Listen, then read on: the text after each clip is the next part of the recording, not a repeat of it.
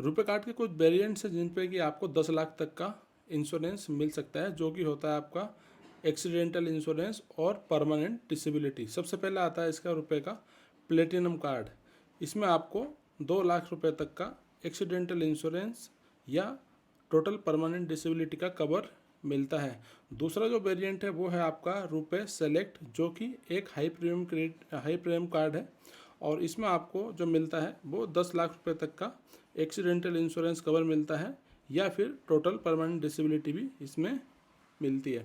तो अगर बात करें इसकी जो शर्तें हैं उसमें, तो जो आपका डेबिट कार्ड है रुपए का, वो कम से कम आपका एक ट्रांजैक्शन उसके द्वारा हुआ होना चाहिए। ये ट्रांजैक्शन आपका पॉइंट ऑफ सेल मशीन उस पर हो सकता है, या फिर आपकी जो ऑनलाइन शॉपिंग आप कर सकते हैं उस पर ये हो सकता है, ऑनलाइन कोई भी ट्रांजैक्शन। इसके बाद तीसरा ऑप्शन है इसमें आपका एटीएम मशीन। एटीएम मशीन पर आप कोई भी ट्रांजैक्शन करते हैं जिससे कि आपको इसमें से पैसा निकालना है या बैलेंस इंक्वायरी करनी है, तो ये कंप्लीट ट्रांजैक्शन में गिना जाता है। तो इसमें कम से कम एक ट्रांजैक्शन आपने किया हो लास्ट 30 डेज़ में, एक्सीडेंट होने के या जो बारोवर उसका डेथ होने के, तो उस केस में इसमें आपको इंश्योरेंस मिलता है। तो ये मुख्य शर्तें हैं इसकी इंश्योरेंस की एलिजिबिलिटी की।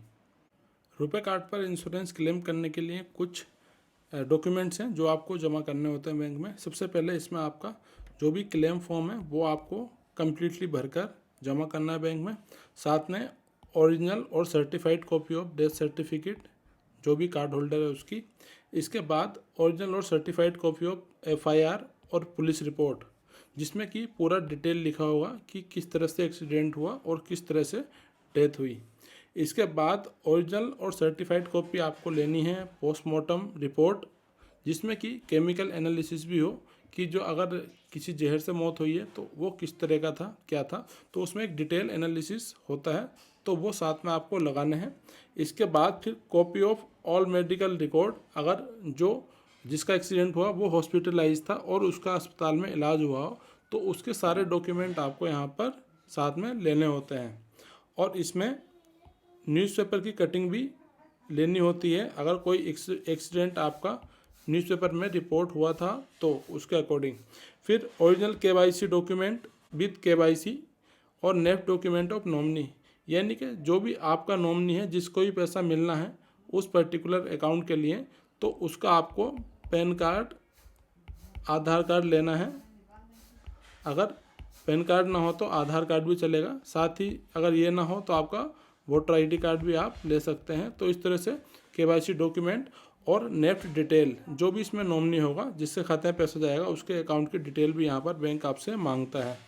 फिर जो आधार कॉपी है उस कार्ड होल्डर की, प्लस जो पैसा जिसको मिलेगा, जिसकी डेथ हुई उसकी साथ में नॉमिनी, तो उसकी कार्ड होल्डर की कॉपी आपको साथ में लेनी है। उसके बाद जो बैंक है वो कुछ डिक्लेरेशन भी करेगा आपके बिहाफ पे with bank signature and bank stamp, जो भी मोहर होगी वो साथ में लगाया जाएगा। वो बैंक सर्टिफाई करेगा कि कार्ड होल्डर के पास ₹1 कार्ड था जो कि हमने इशू किया था, और उसका 16 डिजिट का नंबर साथ में मेंशन करेगा।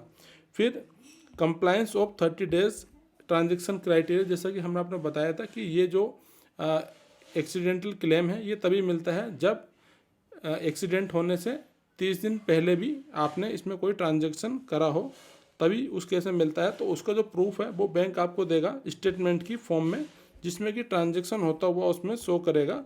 तो ये प्रूफ बहुत ही ज़रूरी है इस क्लेम को सेटल करने के लिए। फिर साथ में जैसे कि नॉमिनी की डिटेल है वो आपको यहाँ पर देनी है, और उसके बाद ब्रीफ डिस्क्रिप्शन देना है एफआईआर, जो कि इंग्लिश में या हिंदी में ट्रांसलेटेड हो।